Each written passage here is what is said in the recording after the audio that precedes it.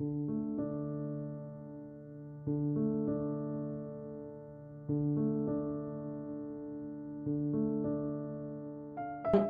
I'm the show chair for the Arizona Pastel Arts Association's 2021 online international exhibition. But before we get started, I just want to say I hope everyone is safe out there and is healthy and enjoying being artists in residence in these exciting times. Just let me go over a few housekeeping items. I want to thank Rob Bergheimer. Thank you so much, Rob, for being my co-host. He's going to field any comments or questions you might have that you might make via the chat button that you're going to find at the bottom of your screen. And thank you for muting yourselves. You can put me on speaker view if you want to. I'm really sorry that we can't all get together to see each other at the Sedona Art Center Gallery like we have in the past. But at least we can see each other's faces and enjoy the wonderful artwork, the extraordinary artwork virtually in our exhibit. And I'd like you to mark your calendars for next year, for March 12th through April 24th, 2022, when we're going to host our national show at a new venue, an exciting new venue, the Phippen Museum. And I want to give a big thank you to Joanna Gostinelli for working so hard with the Phippen on our behalf. Also, obviously, a huge thanks to all of our wonderful sponsors. And you can see an entire list of our sponsors, logos, links on our webpage. Of course, I want to thank our show committee who worked so hard on this show, with a special thanks to Sharon Frey, our president and webmaster, who always does such a fantastic job getting our show online. In fact, your work is now up on the web, and I think we've had at least one, maybe two sales already. Peggy Orban did her magic securing sponsors and putting together a very generous prize list. Thank you so much for that. And Janice Barrett handled the awards ribbons, and they're beautiful this year. Jody Ballantyne provided technical assistance with a virtual meeting. And if Rita Romero is out there, back to what was I saying? Let's see. I think I was thanking people. I was thanking Rita for doing a great job with our social venues. And this awards ceremony, as well as a video of our award winners, will be on the website in the next few days. But most of all, I want to thank you, our wonderful APAA members, and all of our Pastelist friends who supported our show and shared their amazing work with us this year. So for some background, our 2021 online exhibit was comprised of about 113 artists from all across the country. And I hope I don't miss somebody. We have artists from New York and California, Illinois, Nevada, North and South Carolina, and Wisconsin. And we also had international entries from Israel, Russia, France, and Canada. And our jurors of images, Nancy King-Mertz and Terry Ford, sifted through over 300 anonymized entries to make their selections. And we want to extend our thanks to their time and their professionalism. And the way they did it is they individually assigned a ranking from 1 to 10 for each of the paintings. And those rankings were tallied into one list, and selections were made for the show based on those rankings. So what we're going to do tonight is I'm going to announce the awards, starting with the merit winners and continuing through the special categories and on to the best in show. And the People's Award winner was voted on via a poll that Sharon set up earlier this month, and we do have that award winner as well. Since William Schneider could not be with us this year because of COVID, I'm going to read his comments about what he looks for when he's jurying a show, and also some of the comments he made on some of the award winners. And finally, the award ceremony is going to be posted on our social media and our website in the next day or a couple of weeks, but soon. And like I said, your work's already online, and we have had a few purchases. I'd like, everyone has muted yourselves. Thank you so much. And since you're mute, well, it's a good thing, because now nobody can hear you say, oh, I can't believe that person got an award. And I'm speaking from personal experience, you don't want that to happen. But you can go down to the bottom at reactions, see reactions, and you can click like a heart if you love it, or like, oh no, I don't believe it. So you can react like that, since we're not going to hear you any applause. Okay, so now I'm going to share screen. I hope this works, and I will I'll read Bill Schneider's comments about the award winners. Okay, William Schneider was our awards judge this year. I'm just going to tell you a few things about him. He's amazing. He was named Master Signature member by Oil Painters of America, the American Impressionist Society, and the Chicago Pastel Painters. He's also been named to the Master Circle and designated an eminent pastelist by the International Association of Pastel Artists. Bill once commented, "The wonderful thing about art is that you can always get better. I view myself as a perpetual student." We want to thank him for his outstanding work in making awards selections. Okay, now, don't you love this this self-portrait? This is him. It's called My Other Life, and he actually is a member of a rock band. I didn't know that. Now, what he says, when I judge a competition, the first thing I look at, of course, is the drawing. If proportion and perspective are out of whack, nothing else matters. I think that is probably the sine qua non for all representational judges. Value, color temperature, and edge relationships also need to be accurate. These four technical elements are necessary to render subjects within the painting. Composition, on the other hand, is the underlying architecture of the piece as a whole. Composition or design is what attracts a viewer from across the room, long before any details can be seen.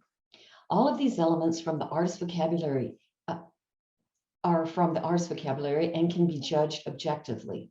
The subjective part is this. Now that you have a vocabulary, what do you have to say?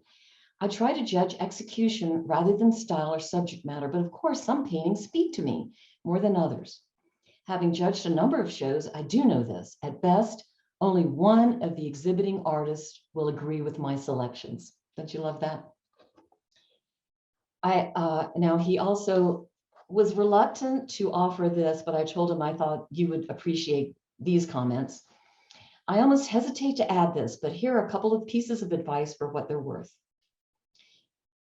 Pay attention to how you photograph your artwork. A number of the images were noticeably out of focus or even not square relative to the picture plane. Make it easy for the juror to love your painting. And I would have to concur with that. There were some pieces that could have been photographed better. Then he also says, paint from life. Paint from life. Photo references lie to us. In a photo, the values are always wrong. Likewise, the color relationships are always false. The camera sees all edges as equally sharp. That's 3 of the 4 key elements. The problem is we become very adept at copying wrong information and don't even realize it. Okay, then he says, there's no excuse to use a photo reference to paint a still life or a landscape, with few exceptions, he says. Now, I would like to go through the Award of Merit winners. Each Award of Merit winner received a $100 cash prize. The first Award of Merit goes to Kathy Howard, Into the Wild. Second Award of Merit goes to Chris Gibson for Slick Rock. The third Award of Merit goes to Catherine Irish for A New Dawn. Aren't these wonderful? The fourth one, I love this. Beverly Bradshaw for Doodle in Nature. And these next two awards of merit are really special because it's a mother and daughter. The fifth award of merit was Joanne Pion for her fabulous Majestic, and her mother received Pierre Saint-Germain for Sunday Walk. Congratulations, you all. The next award of merit is Karen Israel's Daylight Savings Time. And the next award of merit is this beautiful Jim Tyler piece, Into the Water. The next award of merit goes to Tom Christopher for Winter Values. And the next award of merit goes to Peggy Post for Look the Other Way.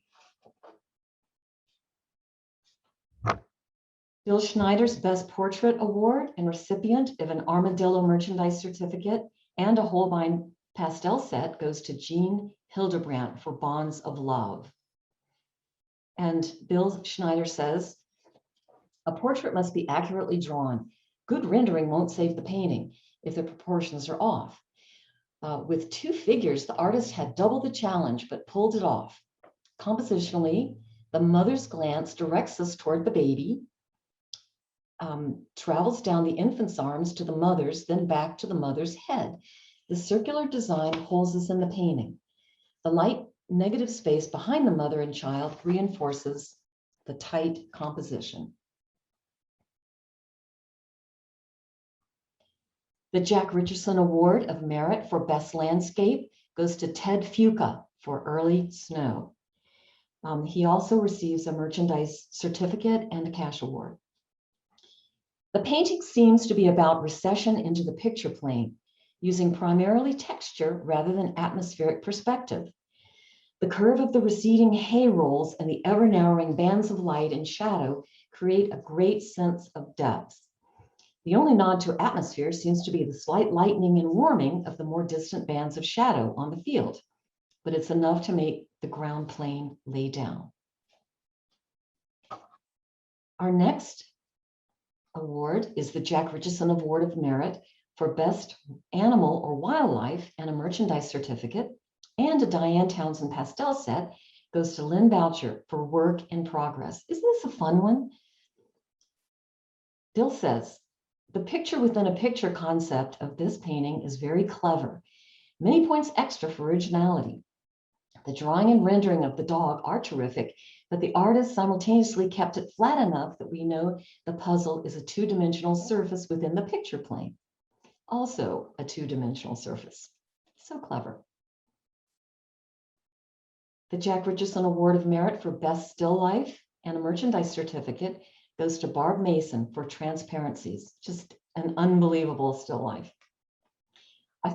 Bill says, I found this composition very interesting in that, as the great illustrator and author Andrew Loomis once said, all the creativity is in the planning. The rest is just good carpentry. There's not one specific center of interest. Rather, the rhythm of the two rows of objects creates the design of the painting. It's almost like the waveforms in a digital recording of a climax in a piece of music. The color choices, the dark background and light horizontal surface, make the colorful objects look lit up, even without the halation that one would normally see around the brightest areas. The Terry Ludwig Award of Merit for the Best Landscape and a Jack Richardson certificate goes to Andrew McDermott for Getting Drenched. And I love this one too.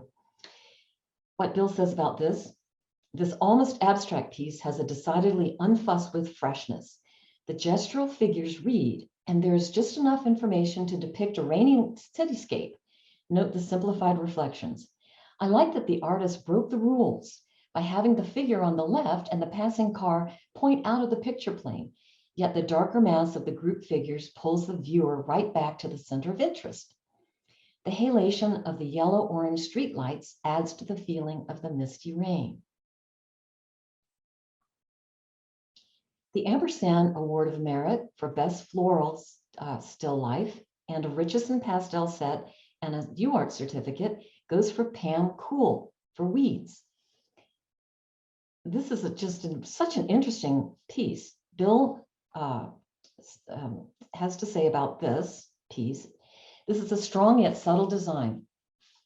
On the Munsell color wheel, orange and blue are complements. This composition is basically a very grayed blue field upon which a lighter and also very grayed orange subject ribbons from left to right. The darker vertical shapes provide a strong counterpoint, climaxing where the lightest lights and dark weeds abut. This painting makes a beautiful something out of the mundane nothing of an autumn field. The Eleanor B. Coble Award of Figurative Excellence goes to Sharon Frey for Another Spring. And each year, my family get together to select my mother's award for Figurative Excellence. And we're all very, very opinionated and have preferences. But this year, and usually it ends up in a big fight and someone gets mad and hustles off, because my family's kind of like something out of a Southern Gothic novel. But this year we all selected this piece because it has such emotional quality. We love the emotional quality of it and how it captured the fragility of life with the young cherry blossoms at their peak of perfection, contrasted with the older figure tipping his cap to greet the new spring. And we just really love this one, and congratulations. But my daughters also wanted a shout out to Cherie Safro for Cruising with Susan, because they said this one reminds her of their grandmother. And it really does. This looks just like my mother. The President's Award of Excellence goes to, a pochade box was selected by Sharon Frey, and it goes to Linda Davison Matthews for Sundown at Wood Inn Light. Sharon, I can unmute you. I chose this because of the interesting compositional shapes that were in the painting, and also that there was a simple complementary color scheme that appealed to me. And I like the really good use of, of texture in the foreground grasses. So that's the reason why I chose this. It jumped right out at me, actually. So congratulations. Thank you. You're welcome. The People's Choice Award goes, and a Holbein pastel set, goes to Kenneth Keith for Sagrada Familia. Just a gorgeous piece. The third place award winner and a recipient of $300 goes to Diane Feschenbach for Winter Heat. And I would like to relay what Bill had to say about this piece. He said the effective use of warm and cool colors make this painting a winner. The reds, oranges, and yellows indicate the setting or rising sun hidden just beyond the center tree mass, creating a bullseye of heat in the otherwise cool winter scene. The large mass of trees at the center and right is perfectly counterbalanced by the smaller purplish trees on the left of the picture plane. Edgar Payne in his book, Composition of Outdoor Painting, called this balance beam sort of design a steel yard. I think we know about that, yeah? The second place winner and recipient of a merchandise award from Great American Pastels goes to Willow Balfrey for Morning in the Canyon. Bill says, this piece is a study in atmospheric perspective. The richer colors and darker values of the foreground gradually give way to cooler, grayer, and lighter values as each layer of the painting recedes toward the horizon. The linear perspective and greater texture of the foreground rock wall reinforces the feeling of three-dimensionality and depth. That's a lovely piece. The first place winner and recipient of $500 cash award goes to Olga Abramova for Winter Dusk.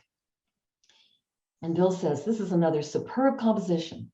The tight value structure and almost monochromatic harmony create a beautiful, moody piece. The light value greenish gray of the snow leads the eye back in a meandering compound S-curve to the orange lights in the tree line. Edgar Payne would have been proud of this design.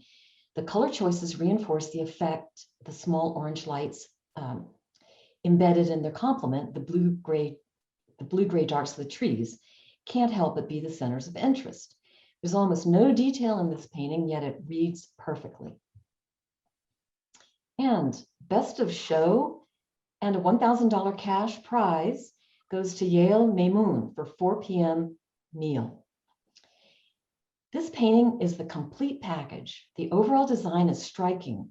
The interlocking dark shapes form an unusual and arresting skeleton for the piece. The drawing and gesture of the cat seem completely believable and accurate. The color choices are also unexpected and compelling. The green-violet harmony works. The implied red-violet diagonal, the edge of the street, is both subtle and simultaneously dramatic. I also love the variety of edges in the piece. In the outline of the cat alone, edges range from razor sharp on the top of the back to completely lost in the front foot. I'm going to stop my screen sharing. And I'm going to unmute everybody because so you can ask questions or make comments. Let me see. I just did it. Now, how did I do it?